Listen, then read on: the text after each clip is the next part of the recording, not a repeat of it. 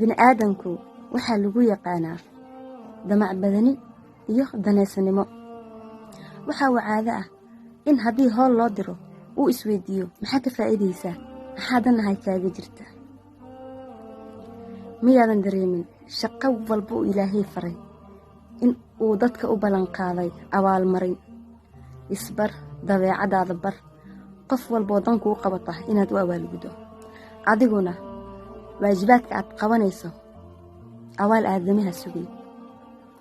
astaamaha muujinaya walaalnimada iyo gacalnimada iyo saaxiibtinimada waxaa ka mid ah in la isku naxariisto, dhibta midka haysata midka kale uu dareemo, qofna ha ugu gargaarin dhaqan xumo iyo waxyaabo kale. nasiib daro maanta waxaan arkaynaa arrintan lidkeeda. waxaa maanta dhib naqatay in aad qofka ku qanciso camalka wanaagsan.